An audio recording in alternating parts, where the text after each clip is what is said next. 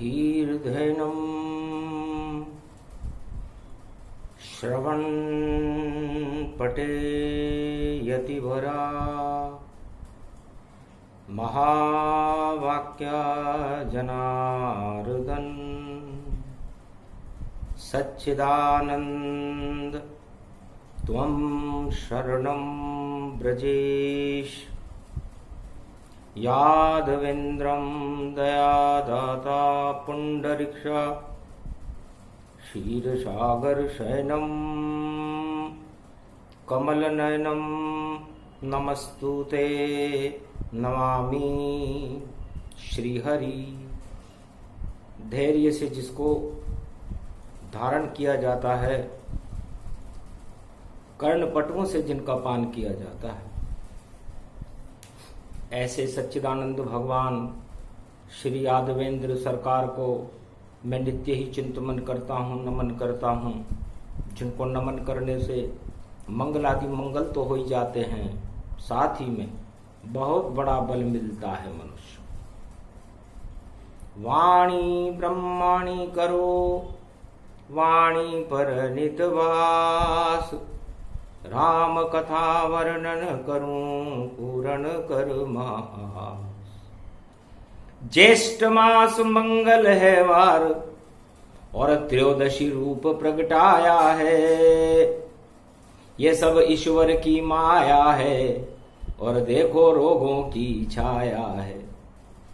ईश्वर ही सबसे बड़ी और शक्ति जगत की जान, बाकी नश्वर जानिए सारा जगत जहां। वीणा पुस्तक धारणी लंबोदरी जगदम्बे नतमस्तके नमामि भगवती जगदम्बा नमः। वीणा पुस्तक धारणी हंसारूढ़नी जगदम्बे नया वृत्यान भरतखंडे भूमि आगमन मंगले च वाणी विनायको सर्व सिद्धिदायको गणनायको करिवर वदन गिरजा सुत गणराज। प्रथम तुम्हारे भजन से सिद्ध होए सब काज, वाणी ब्रह्माणी सरस्वती हंसारूढ़नी पुस्तक धारणी चार चतुर्भुज मुखारविंदम चोलम शेषांकृत्यम ब्रह्म कृत्यम विष्णु कृत्यम नमः शिव कृत्यम सर्वत्रलोक्य भौम्यम सम्राट जगत जननी जानकी प्राण वल्लभा। वैष्णव महाशक्ति श्री सरस्वती ओम भूभुआ स्वाहा सरस्वती देहिदात्री महारात्रि दिव्य दृष्टि ज्ञान शक्ति आच्छादित्य तन्मयो। उठो उठो जगदम्ब भवानी और मारकंड्य मुनि रहे मनाए। वट सावित्री पर्व पड़ रहा और भारत को अब ले बचाए। हे जगदम्बा मात भवानी और जिन दो गुण भूलूंगो नाय, अब के बचा ले तू भारत को और बारंबार नाम जप जाए।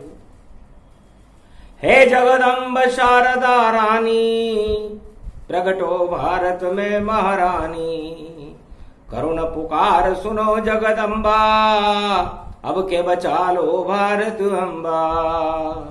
माँ माँ माँ माँ माँ करूं और करूं वाणी उच्चार, 3 बार माँ जो नर कहे तो हो जाता उद्धार।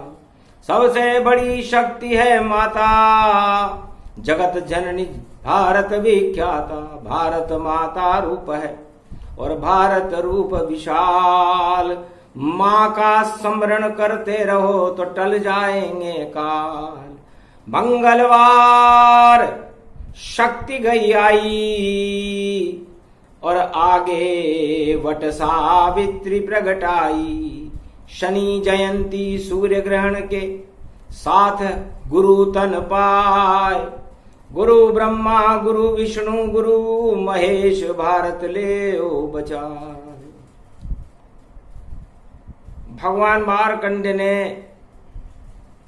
भारत की द्रवित जनता की त्रासदी को देखते हुए, सारे संसार के जगत को भयभीत देखते हुए भगवती जगदम्बा भारत मां वीणा पुस्तक धारणी मां सरस्वती नवदुर्गाओं का आह्वान किया।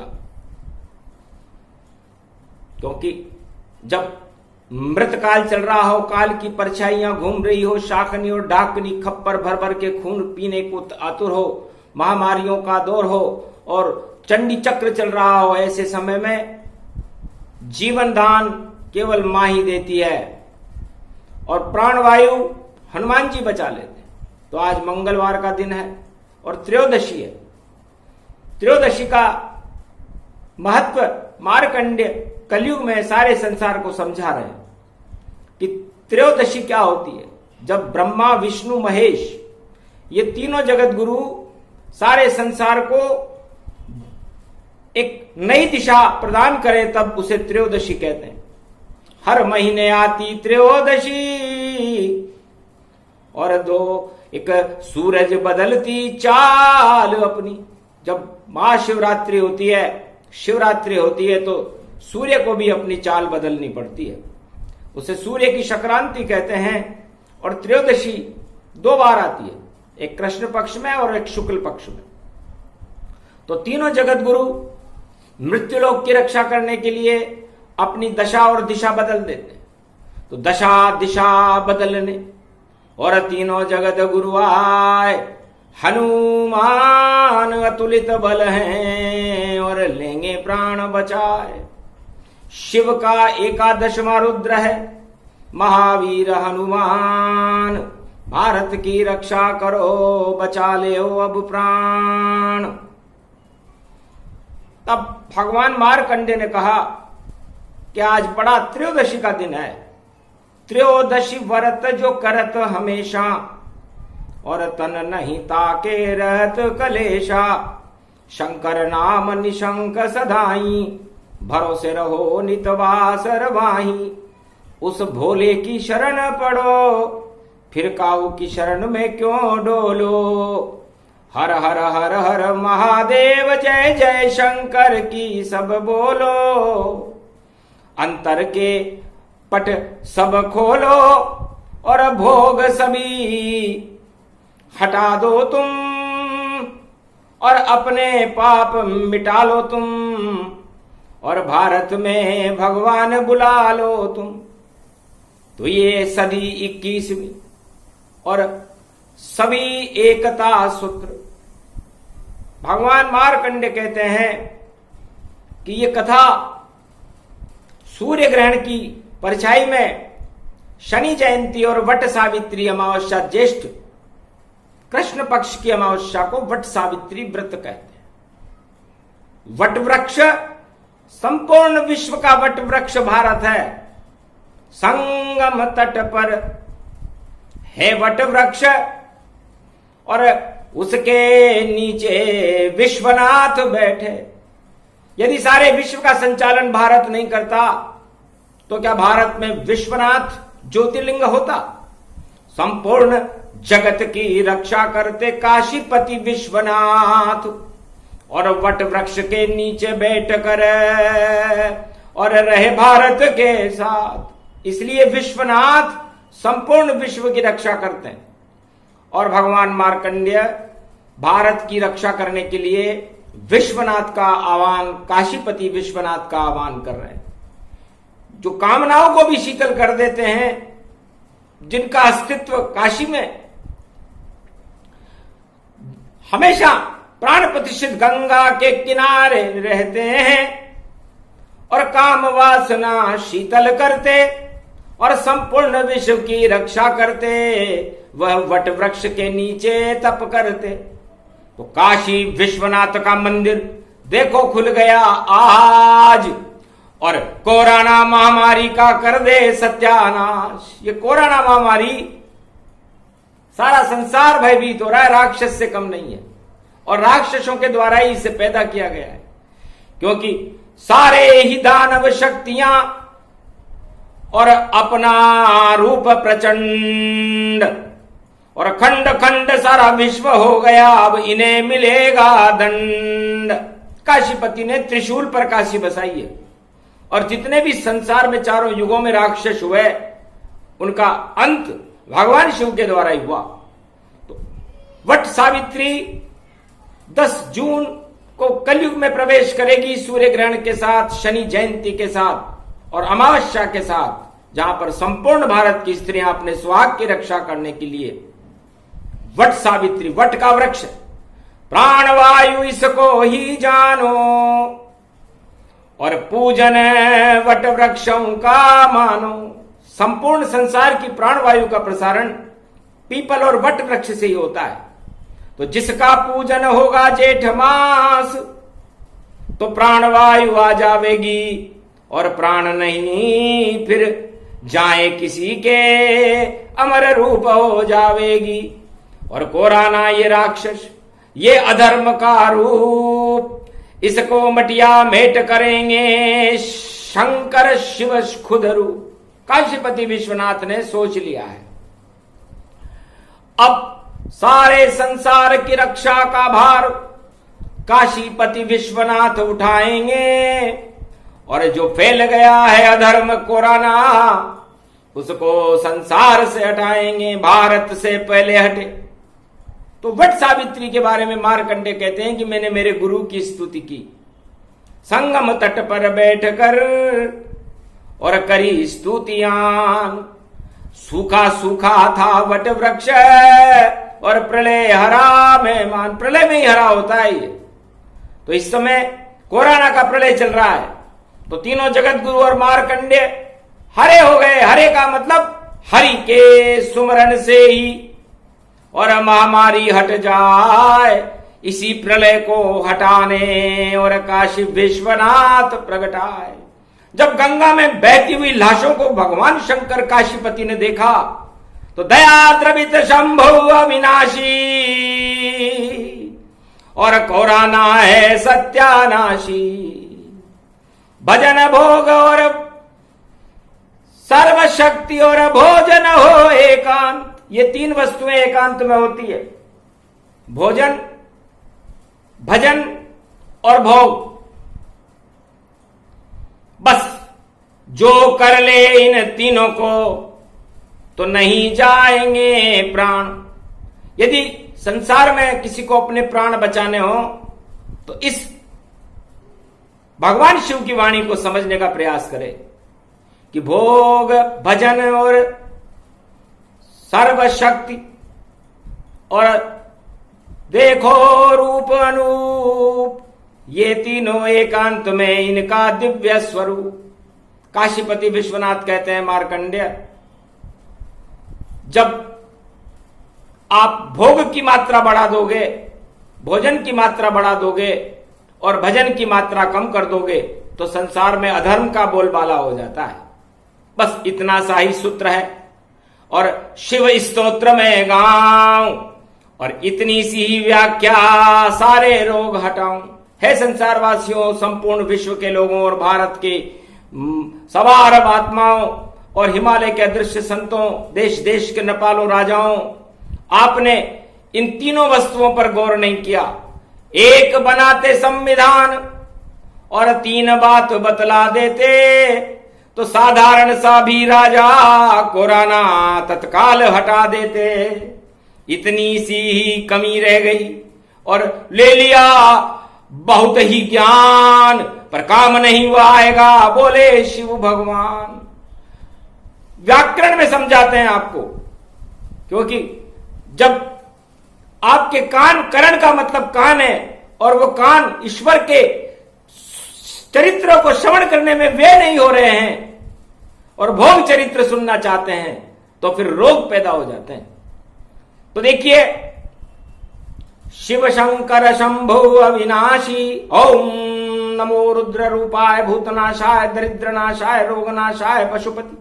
शिव शक्ति नमस्तुते, नमो सर्व संपन्न मंगलम, अन्नपूर्ण आशापाला सर्वमंगलम, गणपति लंबोदरे सर्व सिद्धिदायकम, विष्णु भरण पोषणम, सर्वादि देव देव पूजते, प्रथम मंशा पूर्ण कपिध्वज, हनुमान सर्व दरिद्रनास्ते नम। हे हनुमान जी महाराज, अब आप भारत से भोजन और भोग की मात्रा हटा दो और भजन की मात्रा बढ़ा दो, सारे रोग हट जाएंगे देखो अपने आप, और नहीं लगेगा भारत की ओर देखो मृत्यु का श्राप। फिर मृत्यु नहीं आएगी यहां पर, वरना मृत्यु का प्रवेश भारत और संपूर्ण संसार में काल बनकर कोरोना मंडरा रहा है। तो देखिए, भोजन में भो एक मात्रा होती है, ये तीनों चीजें एकांत में होती है, भोजन, भोग और भजन। और भोग में भी मात्रा होती है और भजन में कोई मात्रा नहीं है। तो भजन ही सबसे बड़ा है, कितना भी कर ले, हरि चरित्र हरि रूप अनंता, आत्मा अमृत भर ले। तो भगवान ने इन तीन वस्तुओं को जो एकांत में होती है, इसमें भजन में मात्रा नहीं रखी। कितनी भी मात्रा में ले लो और कभी नहीं मर पाओगे, 100 साल तक जीवन होगा आपका और महामारी से बच जाओगे। तो भजन करते रहो भारत में और भोग हटा दो ताय, भोजन की कम कर दो मात्रा तो रोग यहां नहीं आए। अब भोजन में मात्रा है, मतलब मात्रा में ही लेना चाहिए भोजन, ये नहीं तो अरुचि पैदा कर देगा। और भोग ये भी मात्रा में ही करना चाहिए, ज्यादा भोग करोगे तो क्षय शरीर हो जाए और काम वासना में फंसो तो मृत्यु तुम्हारी आए। तो बस इतना सा कर लीजिए, छोटा सा ही ज्ञान, मात्रा पर सारे भारतवासी दे लेना अब ध्यान। 1.25 अरब हो आत्मा और भोजन मात्रा पार, भोग भी मात्रा में करो। एक नारी एक ब्रह्मचारी गति पाए, एक नारी एक ब्रह्मचारी भोग करने के लिए एक नारी काफी है और उसकी भी एक सीमा होती है। इस तरह भोजन, जितने भी भोजन सादा हैं और उच्च विचार सब रख लेना, और भजन में नहीं कोई मात्रा है, जितना चाहो सब कर लेना। बस इतनी सी ही कमी है, इतना सा ही ज्ञान। काशी विश्वनाथ का कर रहे मार्कंड्य मुनि ध्यान, मार्कंड्य मुनि को ध्यान में ही भगवान शंकर काशीपति विश्वनाथ ने बता दिया कि भारत में नहीं, संपूर्ण संसार में ये कमी है कि वो भोग और भोजन, इसकी मात्रा संसार ने बढ़ा दी है और भजन की मात्रा कम कर दी है।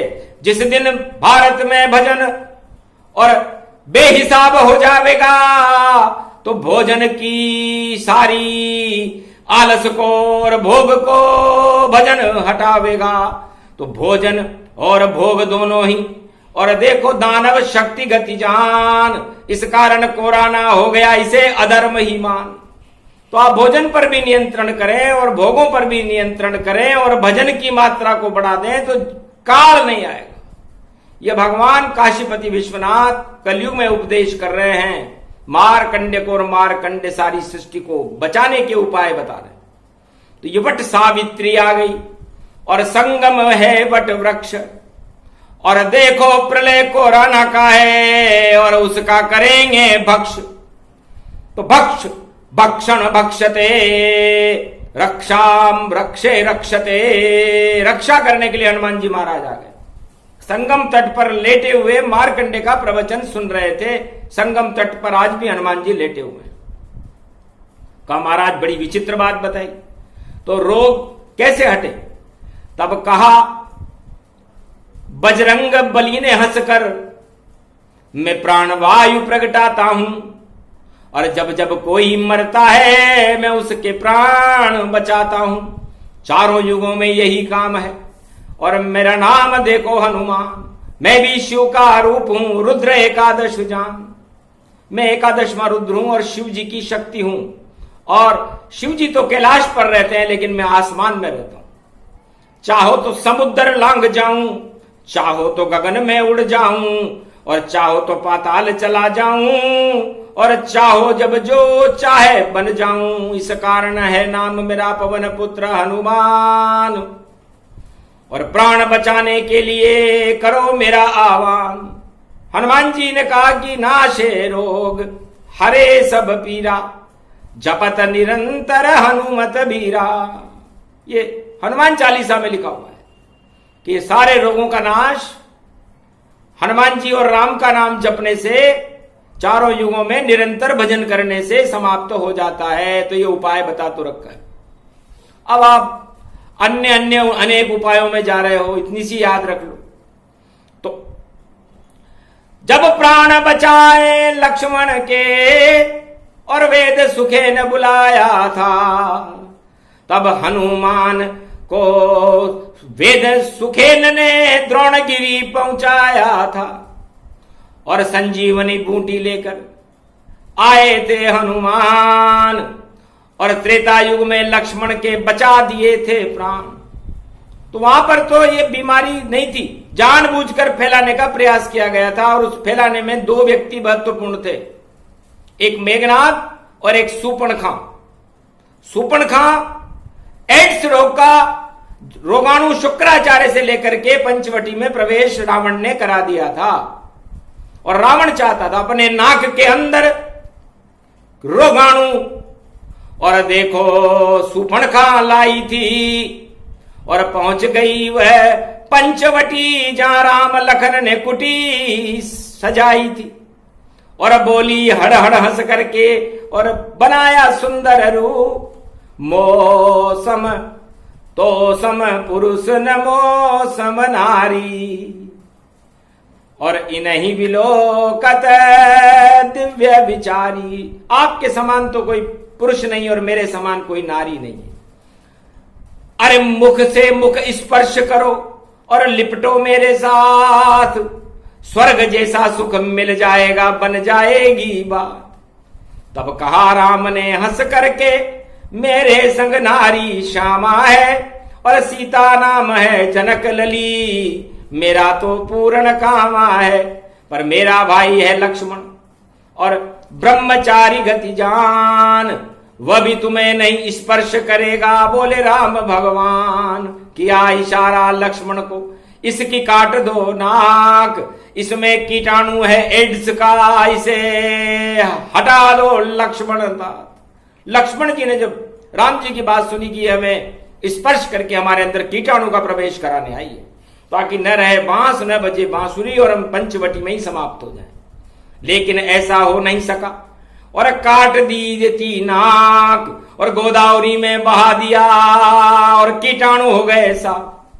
महर्षि गौतम ने गोदावरी नदी प्रकट कर रखी थी पंचवटी में, वो नाक उस गोदावरी नदी कुशावृत कुंड, कुशा डाब से पैदा किया गया था, और महर्षि गौतम के कमंडल से निकली थी गोदावरी उस कुशावृत कुंड में। उस नाक के गिरने के बाद आज तक पता नहीं कि कहां गया कोराना, और सूर्पणखा चिल्लाए, और आज तक ये पता नहीं कि मरी या जिंदा है। आज तक पता नहीं है, किसी वेद में लिखा हुआ नहीं कि सूर्पणखा फिर गई कहां। शुक्राचार्य की चाल सभी और असफल कर दी राम।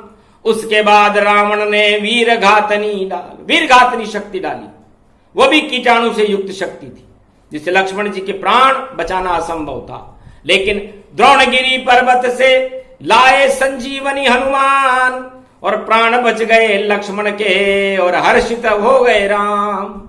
ऐसे भारत में शक्तियां जड़ी बूटियां हो, जब जब जब हो भारत पे, और देखो पैदा होए। तो भारत की समस्त प्राणियों को बचाने के लिए अश्वनी कुमार वैद्य हैं।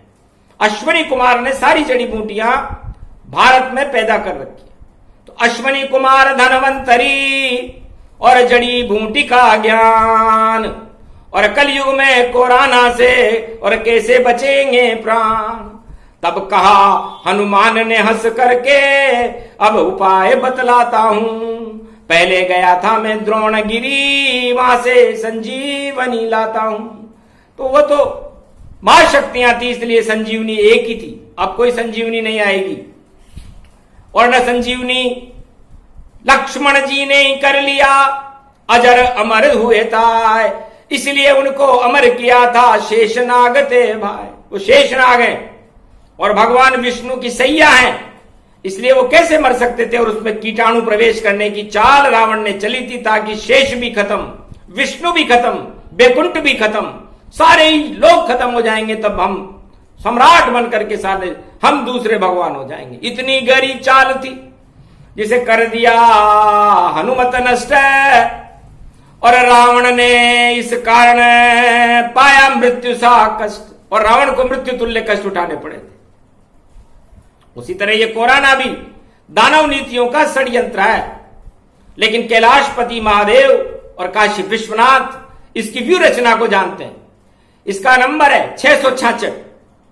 तो जिस तरह 666 छक्का जानो और छक्के सा कोरा ना मानो। जैसे छक्का होता है और छुड़ा देता है तान, और उसमें नहीं रहती है देखो कोई भी जान। पुरुषार्थ शक्ति उस छक्के में नहीं होती। इस तरह इस कोराने में भी पुरुषार्थ शक्ति नहीं है, ये छक्का है।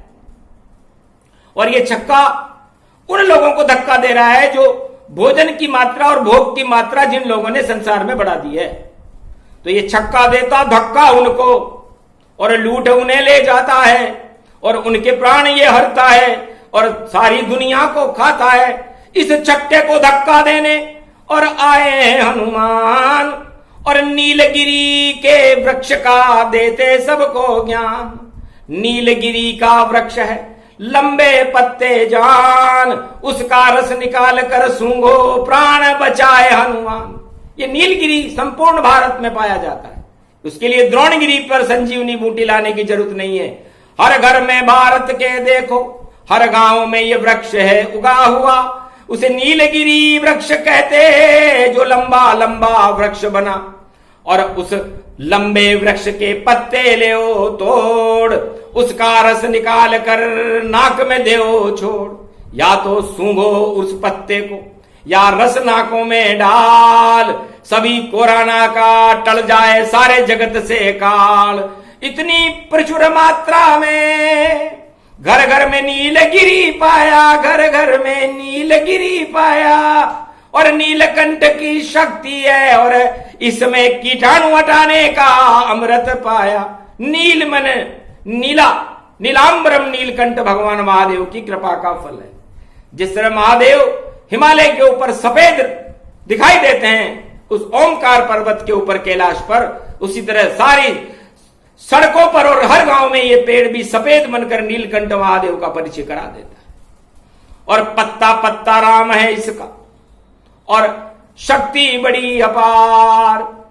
और इस पत्ते के रस से देखो कोरोना बनता ढार। चाहे तो वैज्ञानिक कर ले प्रयोग, सारा भारत बच जाएगा और सारा जगत बच जाएगा। और इतना पदार्थ प्रगटाएगा जगह जगह हर गांव शहर में। और फैले इसके वृक्ष, सूंघो इसके पत्तों का रस, कोरोना हो नष्ट। बस इतना ही उपाय बतलाना था, छोटा सा ये उपाय। नहीं कोई पैसे लगे और नहीं कोई मर पाए। ये कोरोना का इलाज वाणी कलयुग में बता रही है वट वृक्ष सावित्री को। इसलिए इस समय सारे अधर्मी लोग जो भारत पर कुदृष्टि रखते थे वो भी डर के मारे एक हो गए। तो ये अधर्म की एकता इस समय कोरोना और प्राण बचाने के लिए अधर्मी लोगों ने एकता स्थापित कर ली। ऐसा हो सकता नहीं कि राम रावण हो एक, इसमें तो षड्यंत्र है रावण घुटने टेक। क्या कभी ऐसा हो सकता है कि रावण और राम में मित्रता हो जाए, कौरव और पांडवों में मित्रता हो जाए, प्रहलाद और हिरण्यकश्यप में मित्रता हो जाए? ये मित्रता तो प्राण बचाने के डर से हुई है। तो सारा विश्व अब एक है कि कैसे बचे अब प्राण, और बाकी नकली इसको जानो नहीं एकता मान। इसे एकता नहीं कहते, एक सूत्र भारत को जानो और एकता वट वृक्ष जैसी मानो, वट वृक्ष जैसी एकता। और प्रगटे कल की अवतार भारत में इस ऐसी एकता प्रकट करने के लिए वो धर्म की एकता होगी, स्वार्थ की एकता नहीं। और संपूर्ण विश्व का प्राण काशीपति विश्वनाथ बचाएंगे, क्योंकि विश्वनाथ ने बीड़ा हाथ में लिया उठाए। गंगा में नहीं बहेगी लाशें, वरना तीसरा नेत्र खुल जाए। हाहाकार डमरु गति धारा, जय जय कैलाशपति प्रगटारा। सर्वशक्ति वे भवतन पावा, हाथ त्रिशूल कैलाश उठावा। बज गया सिंगे नाद भवानी, जय जय जय काशीपति जानी। मंगल कर दो भारत तमरु, झर झर झर झर कर दो डमरू।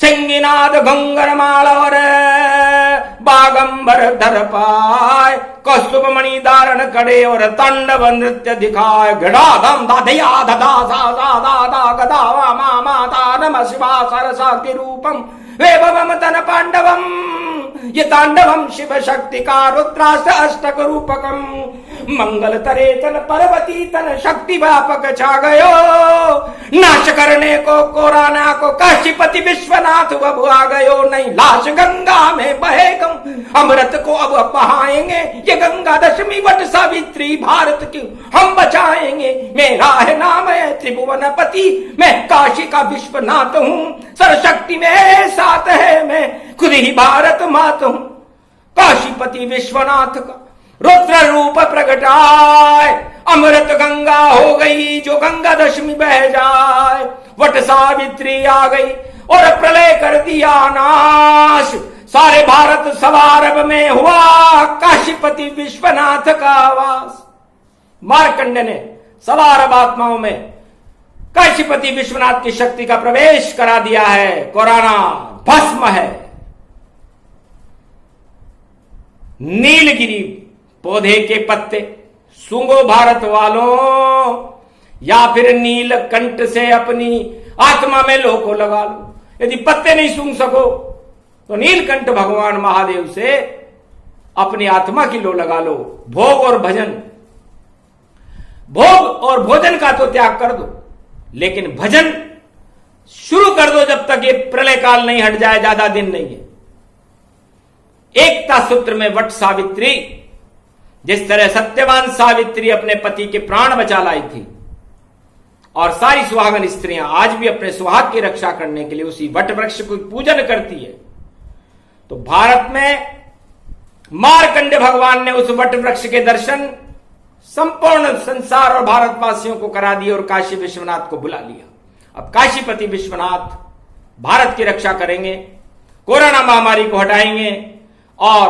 नीलगिरी का ये अमृत ये नीलकंठ पर्वत पर काकभूषुंड जी ने गरुड़ जी को पिलाया था क्योंकि उनको हो गया था घमंड और जो भी घमंड कर पाता है बैकुंठ छोड़ना पड़ा गरुड़ को नीलगिरी पर्वत पे आता है वहां पर सुना था रामचरित फिर और घमंड दे दिया छोड़ इस कारण ये पेड़ बना था नीलगिरी की ओर वो घमंड ही नीलगिरी का पेड़ बन गया इसे सफेदा कहते हैं और गरुड़ जी सफेद थे वापस चले गए बैकुंठ को और अमृत समय जान काकभूषुंड गरुड़ की वाणी उसको अमृत मान तो ये अमृत का वृक्ष है कोरोना खा जाए इसमें इतनी शक्ति है बोले काशी विश्वनाथ हर्षा है मार्कंडेय तो भारत के घर घर में इसलिए हमने उस राम नाम की शक्ति को संपूर्ण भारत और विश्व में बिखेर दिया कि जब भी कोई महामारियां आए ज्वर आए या किसी को कोई प्रकोप हो तो ये काम वासनाओं से आता है और राम वासनाओं से जाता है तो आप भोजन और भोग की मात्राओं को घटाते ही ये रोग हट जाएगा और भजन की मात्रा बढ़ाते ही आप पूर्ण स्वस्थ हो जाओगे किसी प्राणवायु की आपको जरूरत नहीं पड़ेगी टीका लगाना नहीं पड़ेगा और ये यूकलिप्टिस इसे अंग्रेजी में कहते हैं मतलब आपके अंदर जब कोई काम वासना की शक्ति प्रकटे तो लिपटस उससे लिपट जाओ लिपटने मात्र से ही उस पौधे के आपके ये रोग ये कीटाणु जो आपके शरीर में प्रवेश कर गए हैं समाप्त हो जाएंगे चाहो तो वैज्ञानिक भी प्रयोग करें क्योंकि विज्ञान भी भगवान की शक्ति से ही और अपना चक्र चलाता है और धर्म भी अपनी ईश्वर शक्ति से और अब देखो भजन कराता है तो धर्म और विज्ञान दोनों एक से जान और धन्य धन्य वह चिकित्सक जो बचा रहे हैं प्राण आशीर्वाद उनको दिया और आशीर्वाद किसान और आशीर्वाद भारत की सेना को राजनीति बदनाम राजनीति तो बदनाम होगी यह भगवान शंकर काशीपति विश्वनाथ कह रहे हैं लेकिन इन तीनों को भगवान का आशीर्वाद प्राप्त होगा चाहे वो किसी भी चिकित्सा के क्षेत्र में कोई चिकित्सक हो चाहे उसके प्राण चले गए हों बैकुंठ में मिले स्थान उनको और भगवान की कृपा मिल जावेगी और भारत की सेना पांडव सेना अब कलयुग में कहलावेगी उसके सारथी कृष्ण है धन्य कृष्ण भगवान धन्य भारत की सेना है और धन्य भारत के जवान धन्य धन्य वह चिकित्सक जो मृत्यु में प्राण बचाए, अपने भी प्राण गवा दिए, उनको बैकुंठन में सब जाए।